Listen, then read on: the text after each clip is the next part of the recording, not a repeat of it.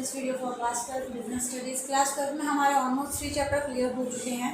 आज हम स्टार्ट करेंगे अपना 4th chapter, that is known as planning. Planning में हमारा क्या आता है, देखिए सबसे पहले मीनिंग ऑफ प्लानिंग। प्लानिंग का मतलब क्या होता है? सो प्लानिंग की मीनिंग होती है हमारी, it can be defined as thinking in advance. यहाँ हम प्लानिंग का मतलब क्या है, देखो प्लानिंग यहाँ हम कहते हैं कि कुछ भी हमने प्लान किया, तो प्लान करने का मतलब होता है जो हमें इन फ्यूचर करना है उसके बारे में पहले से ही सोचकर रखना।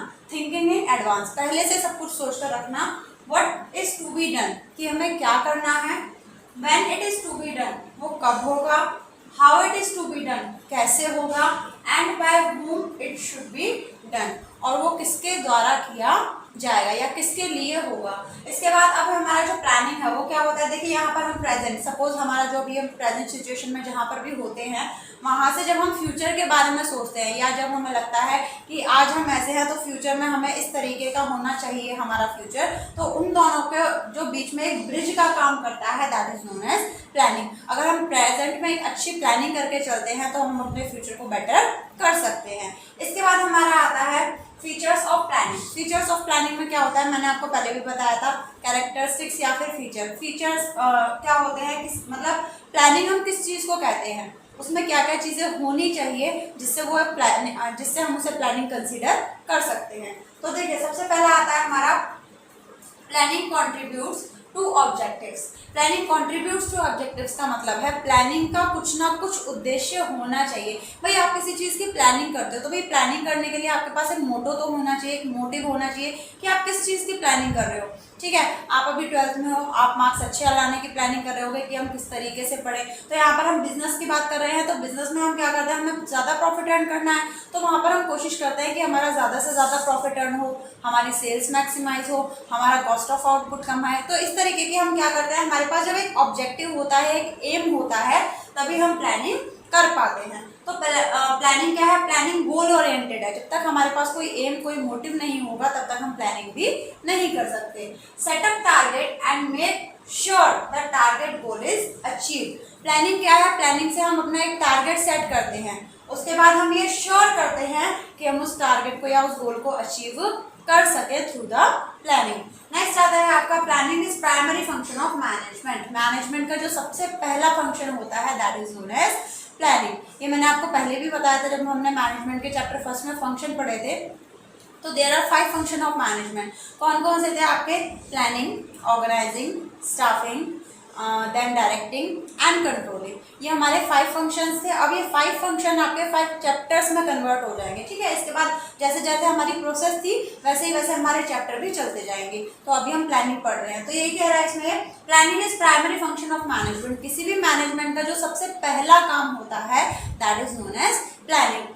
First function of management before carrying on other function, first planning is done. Management को अगर कुछ भी करना होता है तो वो हर काम करने से पहले क्या करती है, प्लानिंग करती है, उसके बाद वो काम किया जाता है। नेक्स्ट आता है हमारा परवेसिव। परवेसिव हम अभी काफी बार पढ़ चुके हैं। Pervasive means everywhere. तो जो प्लानिंग होती है it is used everywhere and at all level. Planning की जरूरत मैनेजमेंट में हर जगह होती है, चाहे वो बड़ी कंपनी हो, छोटी कंपनी हो, किसी भी तरीके की हो, और हर लेवल पर, चाहे वो टॉप लेवल हो, मिडिल लेवल हो या फिर लोअर लेवल हो। नेक्स्ट आता है आपका planning is futuristic and forward looking. आपने कभी भी अपने पास्ट की प्लानिंग करी है क्या? भाई पास्ट तो जो गया वो गया, अब तो आप उसको कुछ कर ही नहीं सकते। तो प्लानिंग क्या है, प्लानिंग ऑलवेज कैसी होती है, फ्यूचरिस्टिक। जब हम अपने फ्यूचर के बारे में सोचते हैं, हम कुछ आगे के बारे में सोचते हैं, so that is known as planning. उसके बाद होता है हमारा प्लानिंग इज कंटिन्यूअस। जब तक आपका बिजनेस रन करेगा तब तक प्लानिंग भी चलती रहेगी। आपने इस साल सोचा कि भाई हमें सेल्स इंक्रीज करनी है, ठीक है, नेक्स्ट ईयर सोचा हमें प्रॉफिट इंक्रीज करना है, फिर नेक्स्ट ईयर सोचा हमारी कॉस्ट ऑफ जो भी आप बना रहे हो आउटपुट वो थोड़ी कम हो। तो हमारे क्या है, हम जैसे जैसे एक टारगेट अचीव करते जाते हैं, हम नया टारगेट सेट करते जाते हैं, और नए टारगेट को सेट करने के लिए हमें प्लानिंग की जरूरत होती है। तो यहाँ पर क्या है, प्लानिंग इज कॉन्टिन्यूअस। प्लानिंग चलती रहती है कब तक, जब तक आपका बिजनेस सर्वाइव करेगा तब तक। नेक्स्ट आता है आपका planning involve decision making. Obvious सी बात है, अगर हम प्लानिंग कर रहे हैं तो देखो किसी भी चीज़ की प्लानिंग करते हैं तो हम उसके पहले सारे अल्टरनेटिव यूजेस, मतलब उस काम को करने के कितने तरीके हैं, पहले हम वो सारे ढूंढ लेते हैं। फिर हमने सारे ढूंढ लिए, अब हम ये देखते हैं कि इन सारे तरीकों में से बेस्ट वन कौन सा है। तो भाई बेस्ट वन चूज करने के लिए आपको डिसीजन तो लेना पड़ेगा। So choose one option from various, that is planning. आपके साथ बहुत सारे, क्योंकि जब हम प्लानिंग करते हैं तो हमारे पास काफ़ी टाइम होता है कि हम हर एक चीज़ को अच्छे से समझ लें। तो वहाँ पर हमारे पास बहुत सारे तरीके होते हैं, बहुत सारे रास्ते होते हैं कि हम किसके थ्रू आगे कंटिन्यू करें। तो उन सारे तरीकों को, उन सारे अल्टरनेटिव वेज को हम स्टडी करते हैं और उसके बाद हम उनमें से बेस्ट वे चूज करते हैं।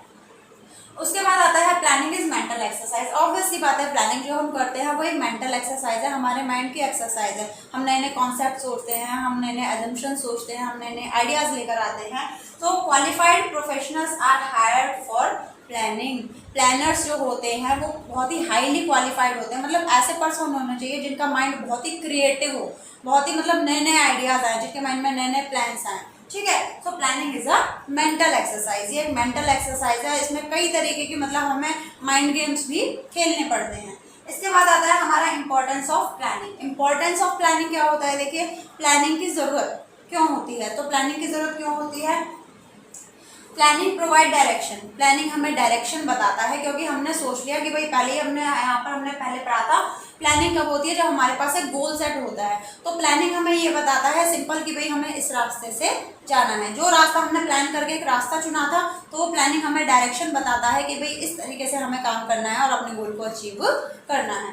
नेक्स्ट आता है आपका planning reduce the risk of uncertainties. Planning हमारे रिस्क को कम कर देता है, क्योंकि जब भी हम किसी चीज़ की प्लानिंग करके चलते हैं तो हम उसके प्लस पॉइंट और नेगेटिव पॉइंट दोनों ही देखकर चलते हैं। ठीक है, अब जब हम उसके प्लस और नेगेटिव दोनों पॉइंट देख के चलते हैं तो नेगेटिव पॉइंट्स के लिए हम ऑलरेडी तैयार रहते हैं।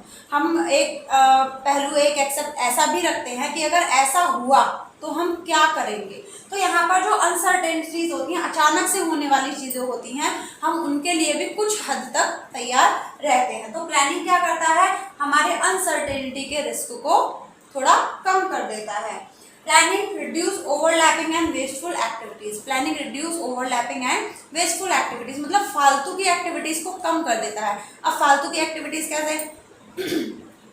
अभी आपने कुछ प्लान नहीं किया, आप काम कर रहे हो, ठीक है, उसके बाद आपके ऑर्गेनाइजेशन में, मैनेजमेंट में और भी लोग हैं, वो काम कर रहे हैं। आज जो आया उसको जो काम मिला उसने वो किया, अगले दिन कोई पर्सन, मतलब वही लोग आए, फिर आपके ऑफिस में आए, फिर उन्होंने कभी किसी न किसी का काम ले लिया, किसी न किसी का, सब अपने तरीके से कर रहे हैं। तो भाई काम को होने में बहुत देर लगेगा, मतलब एक ही चीज़ बार बार रिपीट होगी।